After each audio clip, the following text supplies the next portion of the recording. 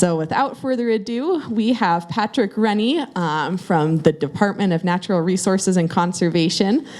So he currently serves as the archaeologist for State School Trust Land, and he's been involved in Montana's archaeology for the majority of his life and has documented several hundred archaeological sites across the state. So we are very happy to have Patrick Rennie to share some of the new technological advances and how they're affecting the study of archaeology today.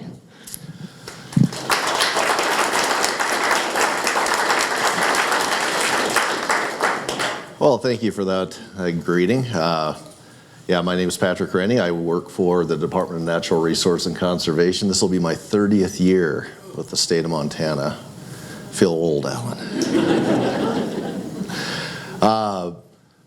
What I want to talk about tonight, I don't know if most of you saw something about archaeology for a presentation and thought you're going to see a bunch of pretty arrowheads. You won't see one, sorry. This is much less attractive stuff, but takes up much more real estate. And what specifically I'll be talking about is the use of drones and GIS, GPS technology. Now, I don't want to leave the impression that DNRC is the only agency using drones or GIS technology, and we're certainly not the first agency to be using it. There are other agencies that are involved and are using these for different aspects. But what I guess I want to talk about a little bit is how over the course of my career, the technology has changed so much and we can do things so much more efficiently, and we can document and illustrate these large-scale sites so much quicker, so much cheaper, and really for illustrative purposes so much better than we ever really could before.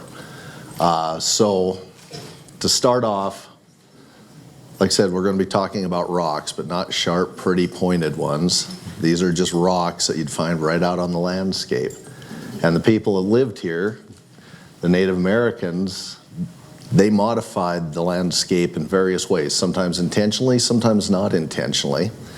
And as you'll see in a couple instances, some of these so-called cultural landscapes that are tied to a specific kind of rock arrangement, they can cover several miles in any direction and contain or have associated with them several hundred stone features. So the first one I want to start off with is what we would call hunting architecture. Some of you have been there. Mrs. Bacchus actually assisted me when we first went out before we had drones in GPSing each one of these little black dots that you can see here in this cairn alignment B and cairn alignment A. And when I'm talking about a cairn, I'm talking about a concentration, just a cluster, not a stack in this case, just a cluster of about 6 to 10 just locally available rocks about the size of your hand, maybe a little bit bigger. And you can see these are spaced fairly consistently, generally about 3 meters, let's say 9-10 feet apart. Sometimes they're spaced a little more, sometimes a little less. And then when you get to this end, it ceases to be an alignment of individual cairns or piles of rocks, and it's almost like a small rock wall. In between the two alignments are 3 small diameter stone circles. Small diameter, maybe only 6 feet on the inside. And what I think these are, what I assume they are old hunting blinds. So the process would be to bring animals from way back to the left side of the screen, funnel them slightly upslope, and passively just direct them here. They wouldn't be running. So this probably wasn't used for buffalo hunting. Now, a lot of you are familiar with these kinds of so-called drive lines or alignments associated with bison hunting, and that is common. But there's a couple big distinctions between what you see here, where I assume The likely animals were either bighorn sheep or antelope that were being hunted here. With bison hunting, typically the alignments will be on a decline toward either a cliff or an area where there was a snowbank and a coulee, or to a corral of some kind, usually in a coulee or a low area. This brings the animals uphill. The difference with like bison hunting is you need a big enough group of animals to direct them into one spot, and you've got to be pushing them hard so that they're running.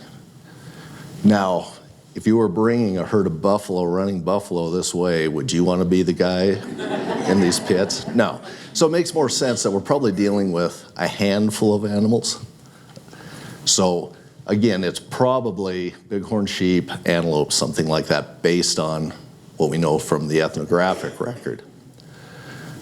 But each one of these, as you can see, the scale's 100 meters, 100 yards.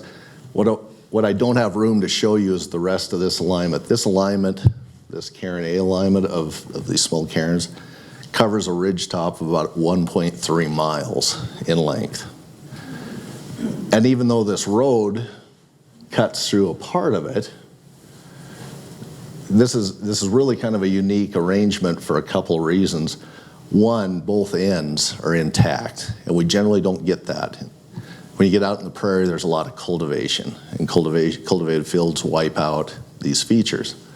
So this is unique in that sense. The other thing that's unique about it is, I mean, I've talked with lots of colleagues here, Canada, Wyoming, in Nevada. Nobody has ever documented a sufficiently similar looking arrangement where you've got your possible hunting blinds right at the convergence of the two alignments.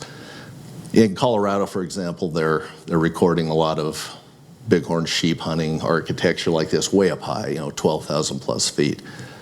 But this arrangement, you get hunting blinds along the sides, but to see this is, from what I can tell, totally unique. The only place I've seen anything similar in the literature is some reindeer or caribou hunting sites in the Arctic.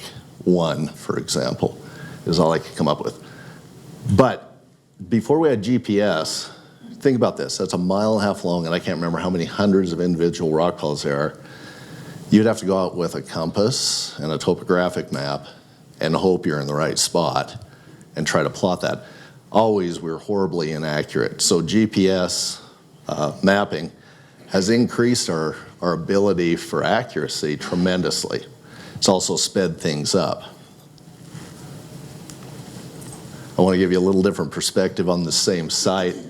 This is looking from the far end, and this is about 1.33 miles down to where that black arrow is.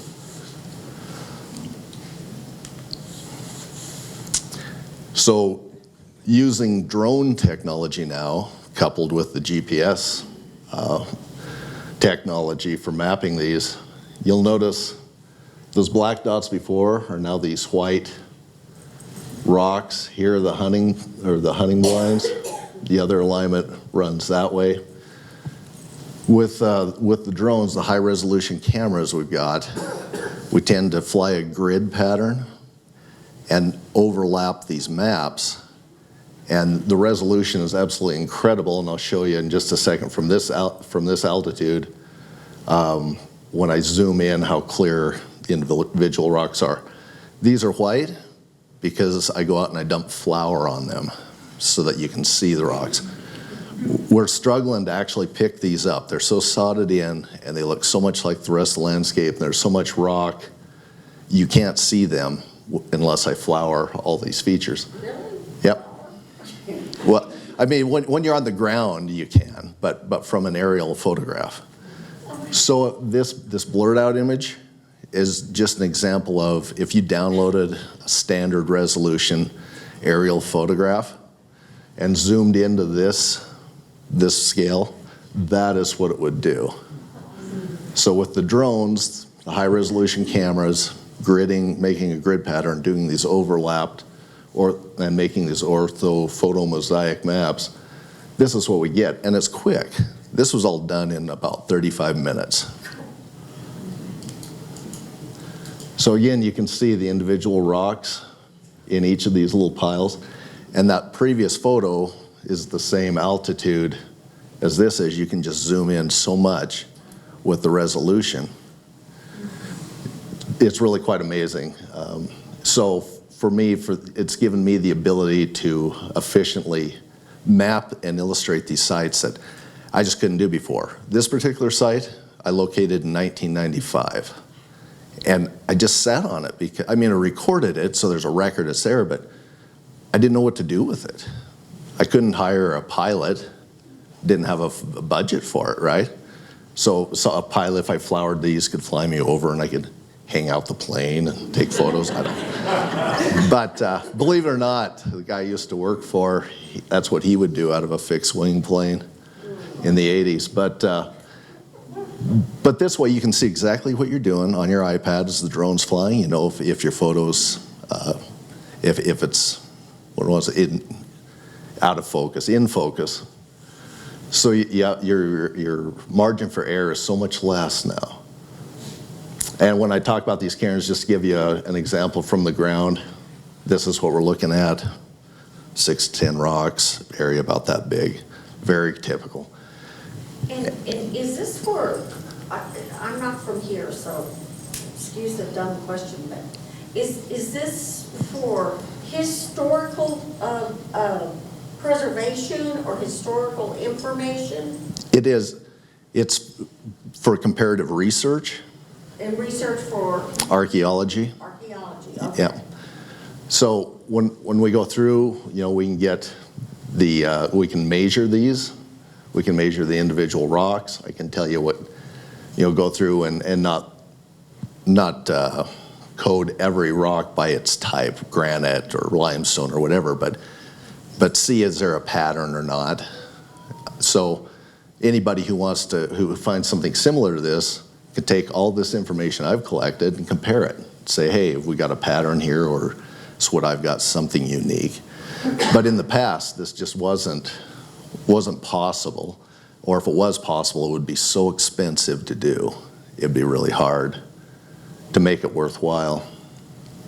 Back to this the site and these 3 hunting blinds.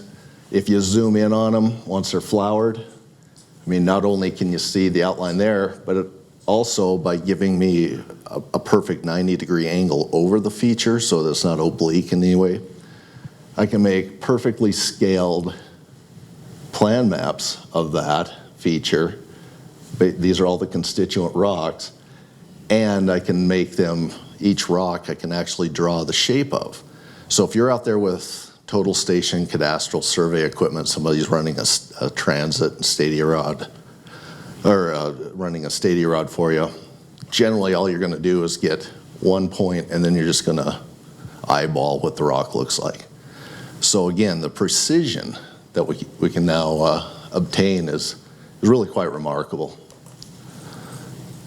Moving on from hunting architecture to ceremonial or monument or memorial type features.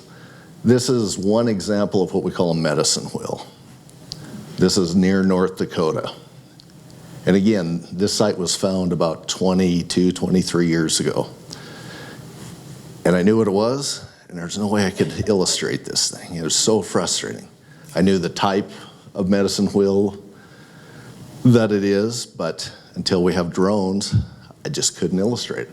So what you see is about 100, maybe it's about a 60-foot diameter circle with a big pile of rock, a big cairn in the center. And you see I've gone and flowered the rocks, and 20 minutes later, this is what we had. And this was kind of an afterthought. I was up there for a completely unrelated project. Our petroleum engineer, who's a drone operator, we were headed back to Culbertson, and we're running out of daylight. And I said, hey, do you think we just run up north 10 miles, see if we can get this? So we went jogging out. Well, I don't know if I jogged, but it's about a half-mile off the road with a bucket of flour and a drone. 20 minutes of daylight left, and that's what we got. And as you can see, again, the precision in the mapping and the angles, you can get oblique, 90-degree angles, whatever height you want. These are just a couple of the examples. And these the Indians made based on all our ethnographic accounts from well over 100 years ago, were all monuments to either an individual who was important to the group that made it, or they were memorializing some important event or something else. But in every instance, from the records that we have, the interviews with old Indians back at the turn of the 20th century, these things memorialize something or someone. What's the depression? That's actually just the slope. This is up on a hill. So that's just a natural landform. It's just the side of the hill. And where's the memorial circle in that?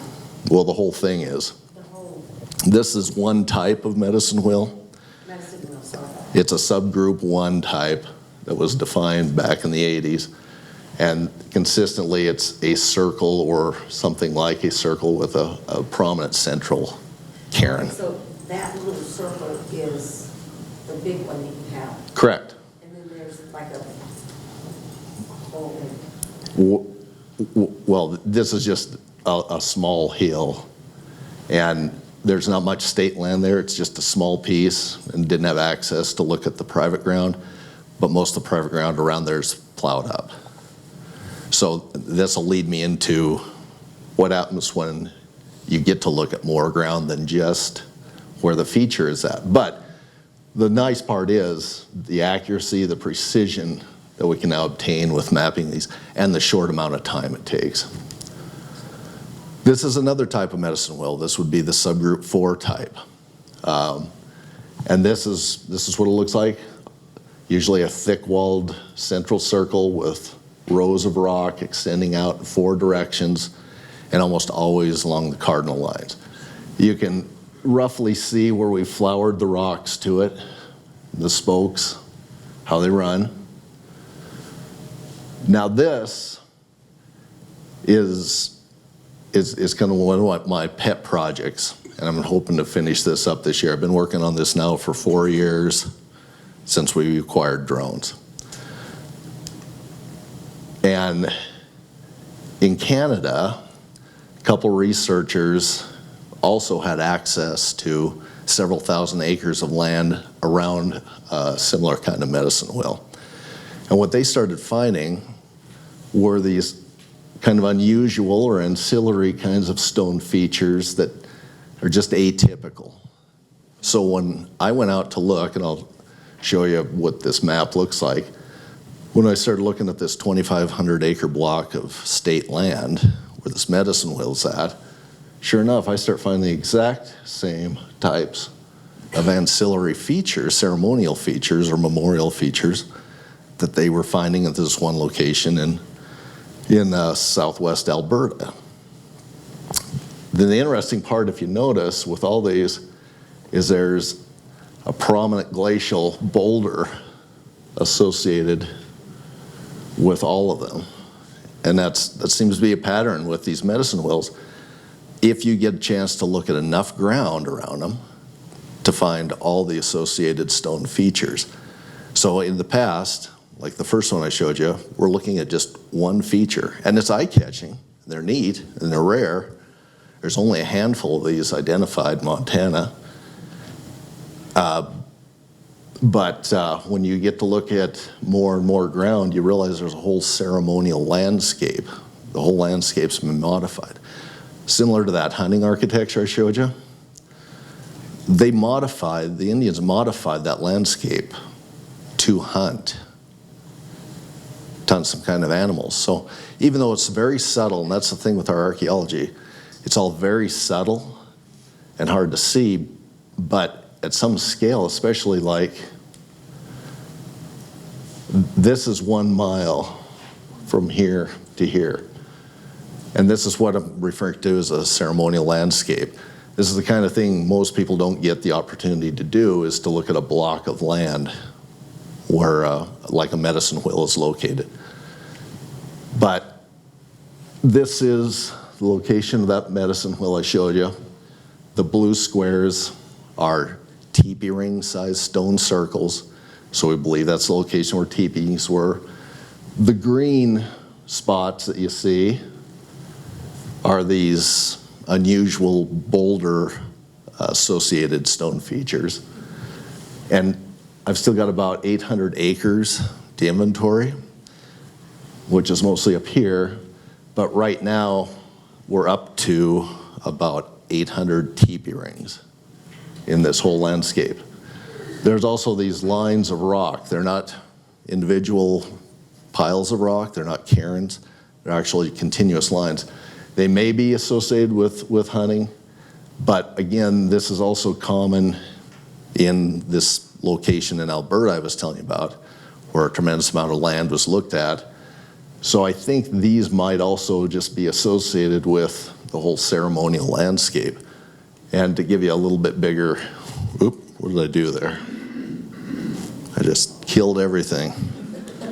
There we go. This is that same mile that I pointed out from here to here. It's just an enlarged view so you can see kind of the distribution of everything. But even now with GPS equipment, yeah, it takes time to walk this ground, but all we have to do is click a point, click a point, click a point. If you're doing that with a transit and stadia system, you know, this is days worth of work. In fact, about 33 years ago, when I was working for an archaeologist at Havre, we had a big project, and we had to record about 600 teepee rings north of Big Sandy. And that's what we did, transit and stadia rod, and we worked for a month. That same thing, that same area with a drone and 4 batteries could do within a day. Oh, the red dots are just cairns, those small little prairie cairns. Right, and these are the alignments of rock that aren't really cairns, they're just alignments of rock. And they don't really seem to go anywhere. And these also were found or identified in these ceremonial landscapes in Alberta. So they may be associated with hunting, but I kind of think these aren't. I think it's all part of this big ceremonial landscape. When I talked about teepee rings, I know in the past some people have argued that those teepee rings weren't holding down teepees. You pull a teepee out and the rocks scatter. What happened, Mel, George, when we experimented with a real teepee and teepee rings? You can see the markers. Again, this is all drone footage too, so you get little different angles, but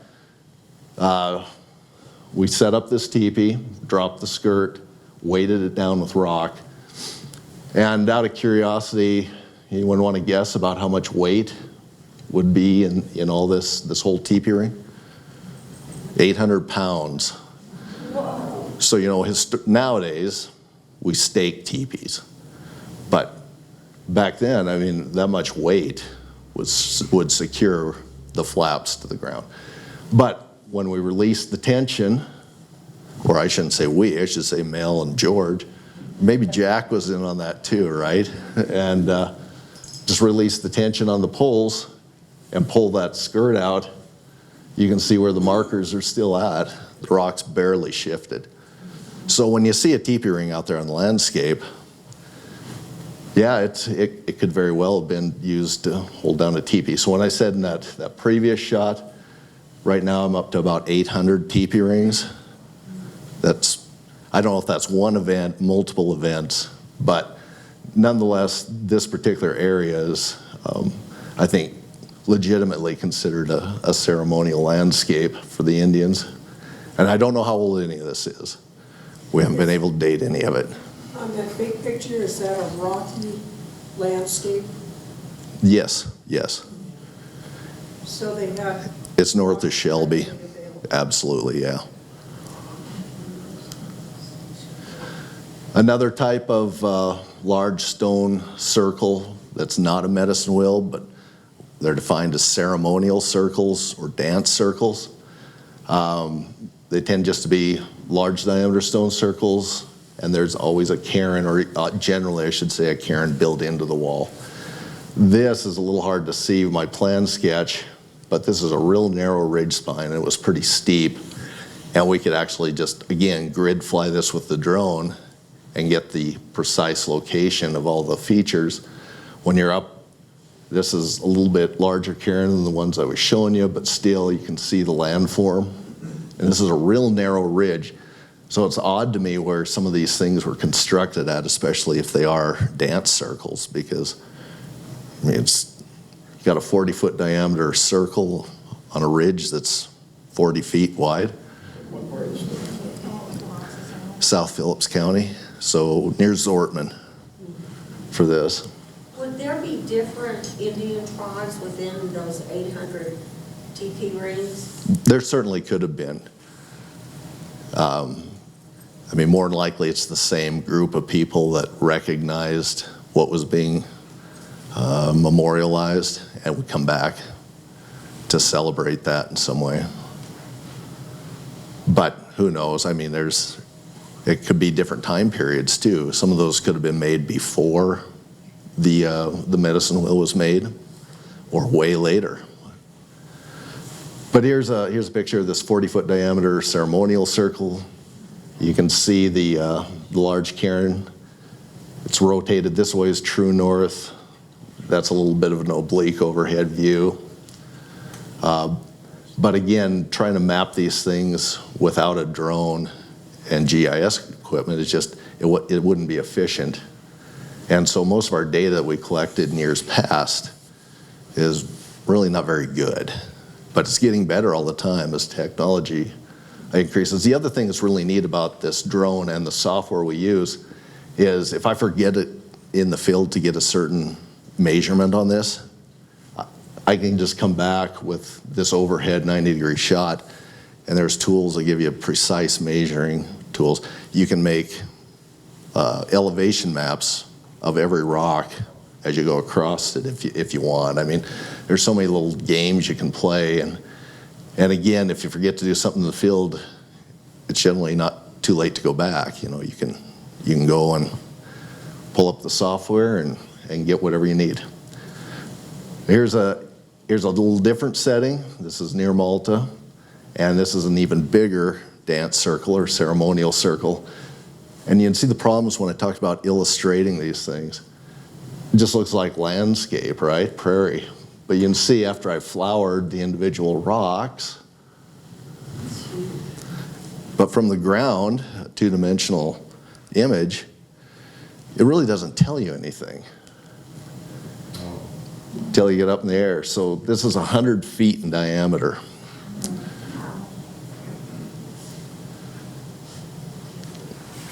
And again, you don't have to worry about missing a measurement in the field. You can come back to the office, pull it up on the software, and get everything you need. Plus, I didn't show you the plan map, but just like the others, you can just go and trace these rocks in their actual shape, not just kind of eyeballing it or winging it. Now, when you find these ceremonial rocks, is the land protected around it then for archaeologists or archaeology? Not necessarily, no. Especially on school trust land.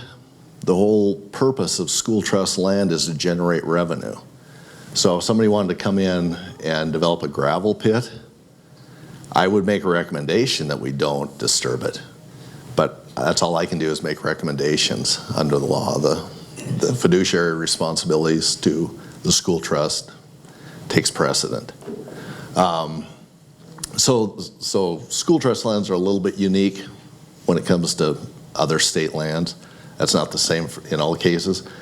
The neat thing about the department I work for is I haven't seen an instance yet where they have, if I find something out there and say, hey, let's try to avoid this, I've not seen an instance yet where they've just gone and destroyed something that's out there. So They tried to. they do, absolutely. That's awesome. Right, but there's no guaranteed protections is all I'm trying to get. Now another a little different use of our drones, and I think this is just as interesting. So this is an example of a chert quarry. So the Indians would, where they go out and there's hundreds of locations across Montana where tool quality stone is located. This is really glassy material I just generically call chert. Some people call it jasper, flint, sargent, or opalite, whatever you want, but it's all basically chemically the same.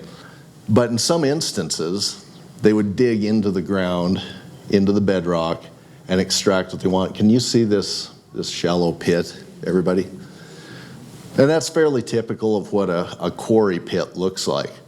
This is over near Avon on a piece of state ground, and it's in the timber.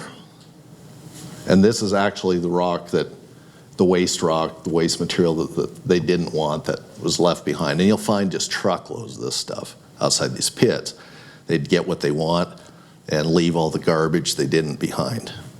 So, but there's pits, and they dig one pit and then sometimes dig into that same pit from a different direction, take all that backfill, fill a pit. So today, if there's a pit, I can see it. And when I'm walking around, I can click a point, get a GPS coordinate. So again, this is an aerial photo, not a high resolution photo by any means, but you can see the forested landscape. These dots are the quarry pits that I could identify when I was walking around, the depressions. Now with a little different tool called LiDAR attached to this drone, after we grid flew this whole thing, the LiDAR strips all the vegetation away. The trees, the understory. And what I want you to look at is how much I missed. So the white dots in this case are the same as the black dots. They were the individual quarry pits that I could see. But look at the boundary of where all the arrows are. I mean, I missed about 50% of the ground disturbance that was there. And we've done that with one other quarry site near Logan, which isn't in the trees. But you can see this hummocky landscape. Most people just see that as they're driving by, and it doesn't mean anything. But these are all old diggings. This is where they quarried in the ground, backfilled. All that landscape's disturbed. And I didn't bring the LiDAR map to show you for this, but it's the same kind of thing. I missed about 30% of the actual ground that's disturbed. And here you can see everything, so. And these quarry pits, what were they looking for? That tool stone that I showed you? Okay. To make tools out of arrowheads, out of cutting tools, scraping tools. Okay.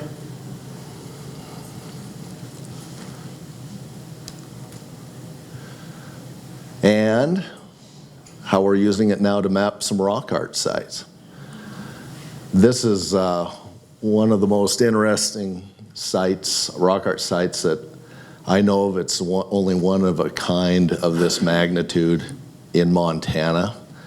And instead of the rock art, these are pecked in images. So they took a rock and they pecked these images into the bedrock. But this isn't on a vertical plane. This is horizontal. So you're looking at your feet as you're walking along this. And this was mapped in two different ways. But you can see some of these images look like they're on the dirt. Well, they're actually below the dirt. So once we scrape the dirt away or the sod, you can see all these images that hadn't been exposed for who knows how long. But the other thing is the size of this site. This rock ledge is covered with petroglyphs for about 160 yards. So what would protect them once you take the protective coating off of it? Like if it had sod or dirt or whatever? Oh, we put the sod back over it. But all these are tracings that we spent a week last June with a couple rock art experts. And It was incredible for someone like me. I learned so much. And, but the technique they used to get these images, I was glad it was really cool weather because you have to get under a tarp, block out all the light, and then be on your hands and knees for hours on the bedrock with different size tips on your El Marco pin, plotting each little peck in place. But it's incredible, the detail, and it's incredible the information that we're getting out of this site. But what I want to show you is even with our drone, with that high resolution camera, this is what you would see. And that's probably why this site's been so well protected, even though it's in a really popular location. Most people don't even know it's there because the images are so faded, so weathered. But with the right lighting system, this is what you can get. Just I guess, fun fact, these are all atlatls that you see. There's more atlatls represented here than any known site in the Northwest so far. What is that? Oh, an atlatl, it's basically an extension of your arm, and you would put a long dart on it like an arrow, and you fling the arrow off this board. But here, it predates the bow and arrow. The other thing that's interesting is there's 3 examples where they actually pecked in the projectile point or arrowhead they were using off the atlatl dart, and they separated it enough so you could actually see the style. Now, the style of arrowheads, if you will, it changes over time. And these particular points are consistently corner notched from the base.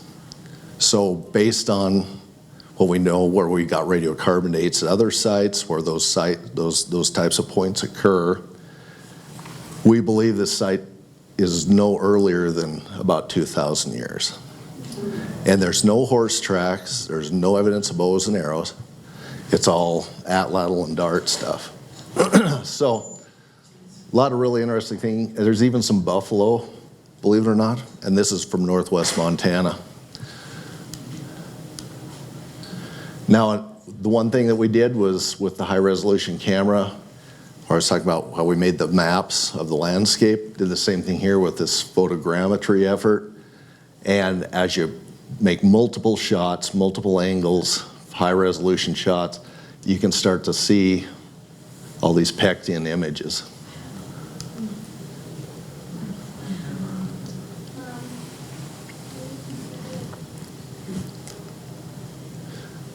The final thing I'll show you with this LiDAR equipment is that we can make topographic maps.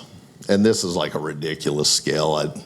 It's so busy, it wasn't even really worth the effort. Those lines, each of these lines are only a foot apart. But each of these yellow dots represent a location where these pecked in images occur. And after our work last year, it actually goes up to about there. That's what we found out. But if you want to make nice topographic maps, you don't have to have it this fine a scale, but perfectly accurate. And I think the highway department crew came out and did this for me in less than an hour just to see. They just had some new equipment, trying it out. And again, with what you can do with a drone that you couldn't before, or couldn't just on the ground. You'd have to have some kind of aircraft to get photos like this, and you can do it within minutes. Or even over a body of water like here, looking back at this site, which all that rock art follows along this road, along this edge. So then going back to how things used to be. When I first started out, the guy I used to work for, he was pretty inventive. He was always coming up with something to improve the way we would record these sites. And he created what he called Photo Boom. Photo Boom was a lightweight single axle trailer with 3 segments of irrigation pipe on it. Ran to a winch, a little hand cranked winch. He had all kinds of gauges set up, and then he'd have a camera attach the end of this, and I can't remember quite how he did it, but he knew how to adjust the aperture so everything be in focus for different heights and different angles. And then he'd have some kind of air release tube on the end of the camera. So you have to get this 90 degrees over the feature you want to map so that everything's precise, it's not oblique. And that's what I was showing you with some of my plan drawings with the drone. I mean, that's instantaneous. This was trial and error. And of course, John wasn't the easiest guy on equipment, so bouncing this stuff at 70 miles an hour over the prairie destroyed the first photo boom. So he got a double axle trailer, which meant he could now have 6 segments of irrigation pipe to work with.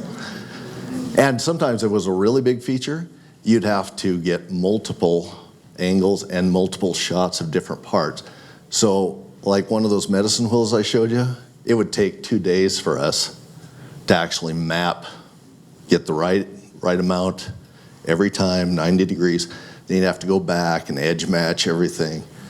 A lot of cussing involved.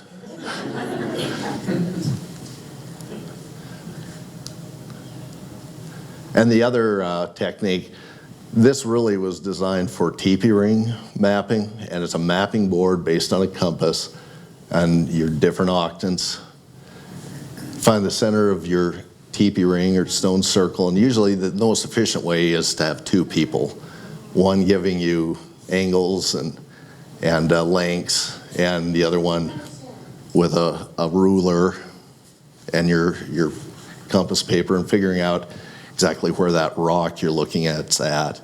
But again, the problem is you don't get a precise drawing of every rock using this method. And it's slow and cumbersome. It's fairly accurate, but it's not as precise as using a drone. And it worked good for the time, but again, by today's standards, very cumbersome. And the last thing I just wanted to show was really kind of a return on investment for us. So in the old days, if you're looking at total station cadastral survey methods with a transit and a stadia rod, you have two individuals.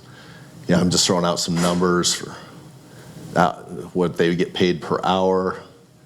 You want to map one medicine wheel, and by that I mean every rock, and try to make as precise a drawing of every rock as possible.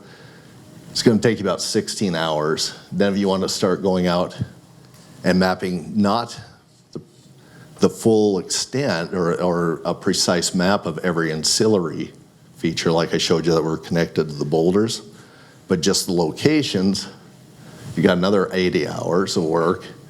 So you can see what the current cost of the software, total station would be, labor, and then if you want to get a fixed wing aircraft, flower the rocks, get some aerial imagery, that's what you're looking at. You're looking at about $15,000 compared to what we can do with a drone, one person, that same amount of work. So, from here on out, as long as we have this drone and this software subscription, that's the cost to the state for me to do most of this work. So I want you to feel like your tax dollars are being well spent. Okay, I guess that's about it. I did pretty good on time, having not prepared. Any questions? Have questions, wait till I come to you so you can speak into the microphone so that our recording can pick up your voice and everyone can hear what you asked. Okay.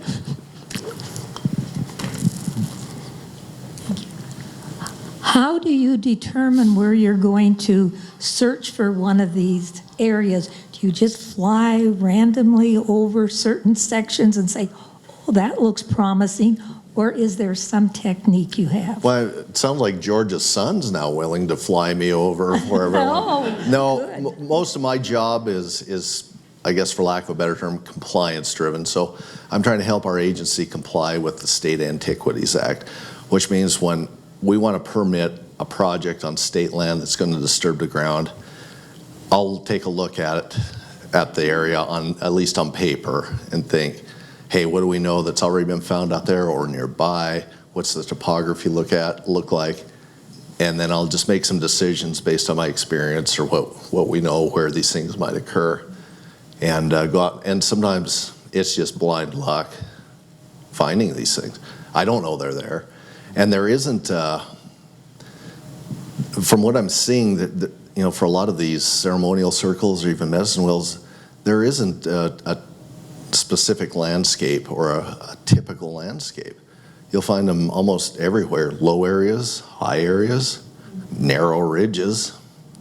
Sometimes it's just hit and miss, and it's almost always just based on me going out to look at a proposed project and finding something. In fact, that first one, the hunting architecture with the drive lines and the hunting blades, I went out to look at a drill pad that had been excavated into the side of that hill because the state hadn't authorized this gold exploration company to do the work. And so I'm walking out there, it's like, well, it's a cairn. Well, there's another cairn. And then I see that and I start looking around, there's stuff everywhere. So it just dumb luck, but. Thank you. Hmm? Did you find the rock art?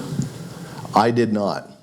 Now, how was that found? I mean, you showed that one picture and it just looked like there was just a rock. That's exactly right. Was that just and if you hit or saw miss? that, most of it does not stand out to your eye unless you're in the right light or it's wet or, I don't know, you're at a certain angle or distance. There was a couple who'd recently moved to that area from Texas, and they were familiar with rock art in the Southwest. And they found it and they contacted me. When was that? 2018, maybe 2019. It was recently, so this has been there a long time. And then, of course, I know virtually nothing about rock art, but I know the guy that does. So I reached out to him, and he was totally into it. He and his crew came out. It was a lot of work, but it was a fun time. My wife served as the camp cook for us, which was amazing. But the rock art expert from Italy, I volunteered as well to come all the way here because he was interested enough in this site. Can you tell us where it is? Do you know where Olney is? Only I've heard of By it. Whitefish, that area. So it's really quite rare. And Two things. First of all, thank you. That was a wonderful talk. That was really well, thank you. informative. You betcha. I'm glad you did get something out of it. Because when I was putting it together today, I thought, these people want to see arrowheads. Second, since you started using this technology, the GPS, the drone stuff, what are like the 2 or 3 generalizations that you would make about your lifetime of work in this, that having that kind of technology has changed, if it has, your thinking about Native American archaeology, life before the white people come, however you want to define that?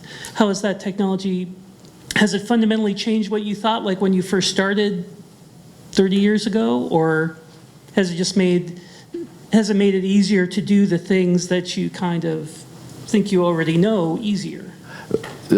Certainly for mapping these large areas, it's made that much more efficient, and you can see the illustrative quality. I mean, I couldn't have produced that before from the ground, trying to take a low angle, 2-dimensional photograph. And so, yeah, just the amount of time that the little amount of time, I should say, that I now can invest in some of these sites that otherwise, like I told you, the site 35 years ago I worked on, we worked on that for over a month. And today we could do it in a day or less, the same, and get better quality data.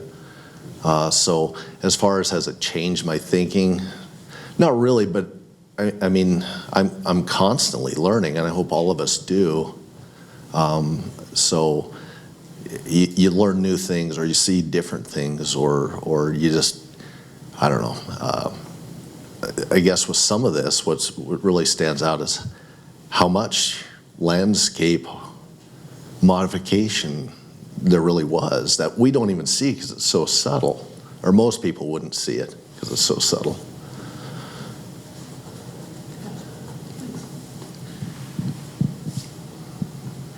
Nina?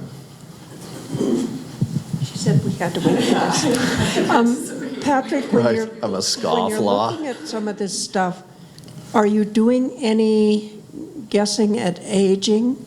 Were these all done within a 500-year period? Were there much greater periods in between?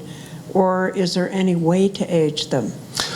I think there is. There's a technique now. It's been used for a while, but it's luminescence dating is what it's called. And to me, it still sounds hokey.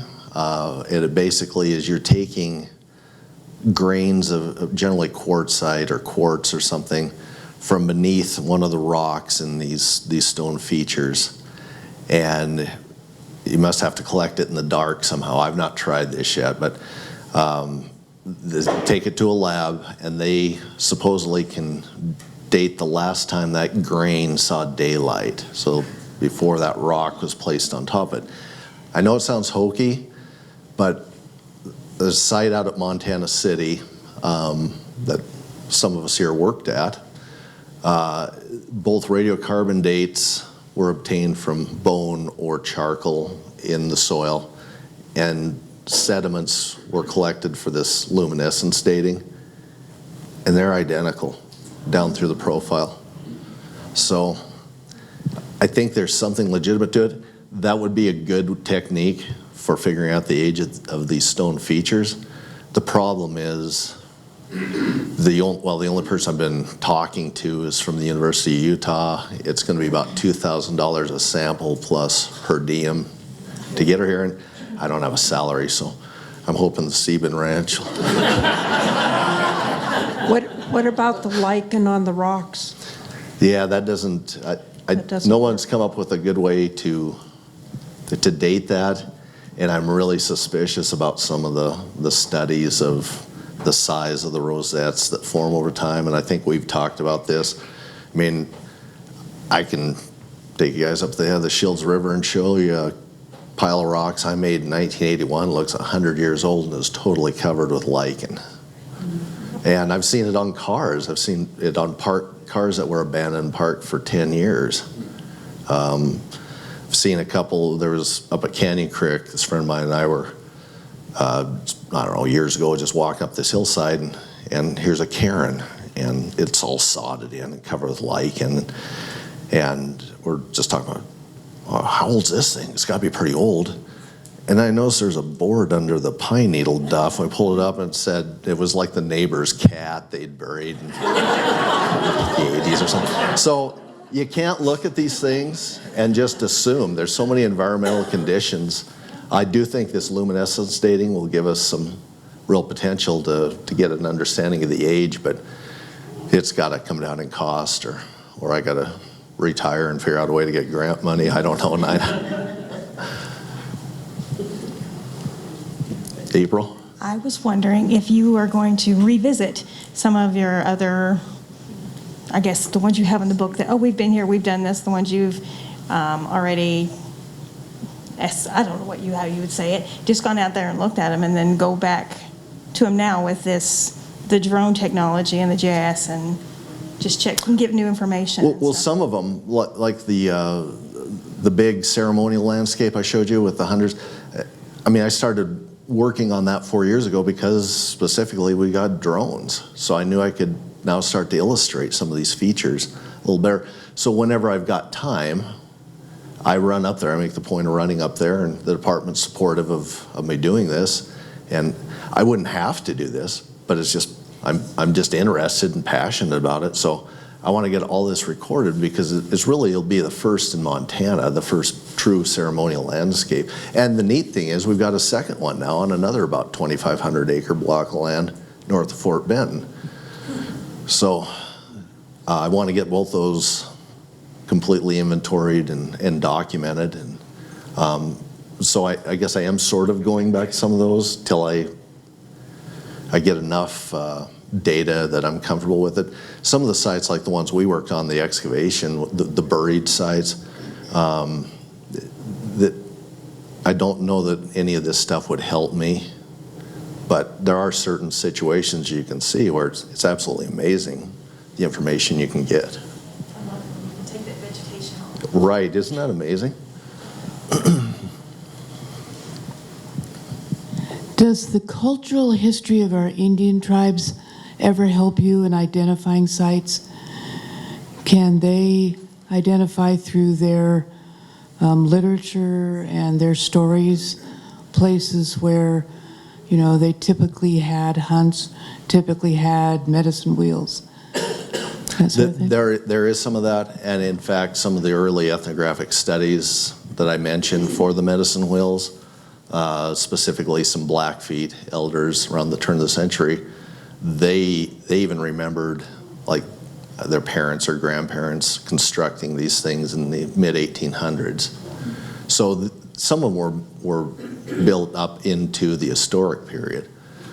As far as going back, some of it's iffy. It's just based on what somebody's perception is or how they feel. I mean, without good written records, it's really tough to say anything for sure. Certainly, tribal folks today, you can ask them to get involved, and you know you don't know what you're going to get a variety of explanations. Some may be correct, some may be not. There's just no way to know. I mean, what is it, Mel, that you always say? It's all speculation. I love it because it's true. So if any archaeologist ever tells you something definitively, yeah.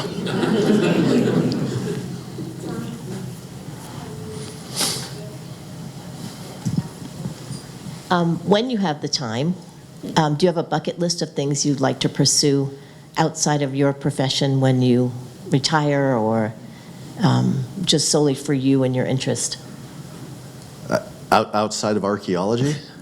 No, I mean archaeology that's just all for you, not job related necessarily. Do you have a bucket list of places you'd like to see or explore, or are you interested in when you have the time just for yourself to do that? I guess I haven't thought about that. I'd have to ask my wife, because at some point in our marriage, we're going to have to do something she wants to do. She's been very gracious, letting me be a child for 58 years.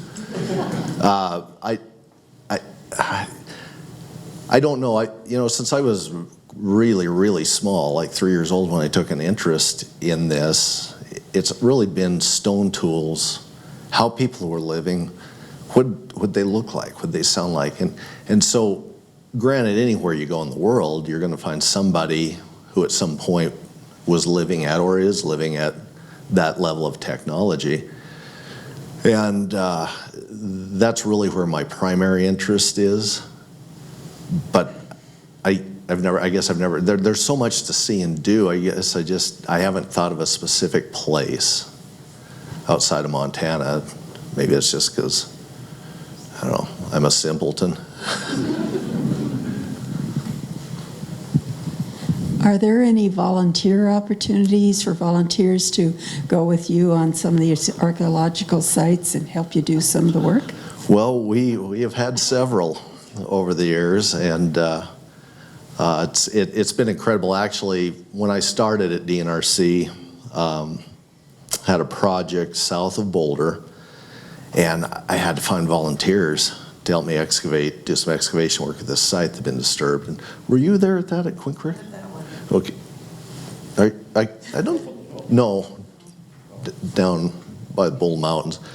Gretchen was there. Anyway, Gretchen Hibbard was one of the ones that I first met, and I think that's through her is kind of how I met everyone else. And we've had projects where there's, I don't know, 15 or 20 of us. These may be field trips, excavations, mapping something. To what do we have out at McAfee? There must have been 40 or 50 people.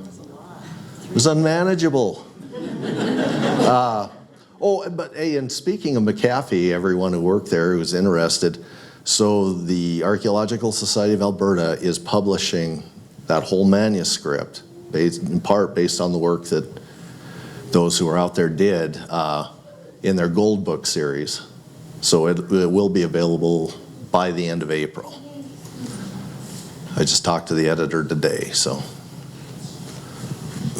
We're going to make this our last question, and then if anyone else has more, they can talk to Patrick after. Well, one question and one comment. The question is, with all of your drone work now, can you fly over a big field? And if the rock cairns have been covered with soil and vegetation, can you actually find it? Actually, that's a great question. That's something I forgot to bring up, so thank you. Okay. We're struggling for some reason. We've got to talk to somebody who's more knowledgeable about the technology than our GIS guys are. We can do a flyover and pick up teepee rings. We can't pick up just the cairns, sodded or otherwise. I mean, you can see them in Google Earth, and the LiDAR is not picking them up. So we're doing something wrong. Theoretically, you should be able to, Okay. if they're not too deeply buried. And then the comment I wanted to make for those of us who have been very fortunate to be volunteers for Patrick, Well, thank you. anytime there are children around, they can run up to Patrick at the most important moment when he's working on his archaeological site and say, Patrick, I found something. And he stops whatever he's doing and he teaches the children. And it's absolutely awesome.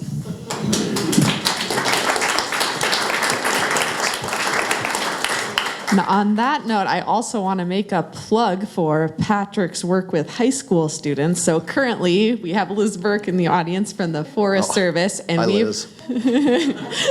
So we partner with the Forest Service, Montana Discovery Foundation, and DNRC with Patrick on a program called the Youth Forest Monitoring Program, which takes students out from high school in the summer to monitor weeds, soils, water, and as of last year, archaeological resources. And so currently they're accepting applications from high school students. So if you know any high schoolers who want to get out in the field and actually be doing archaeology with Patrick and with some partners from the BLM and the Forest Service, those applications are being accepted now. It's a great program. They get a stipend. It's 6 weeks in the field, and then they pull together all of their data and present at the end to an audience of professionals. So it's a great opportunity if you have anyone you know who wants to get more experience in science in the field. And with that, thank you very much, Patrick. That was wonderful. Thanks,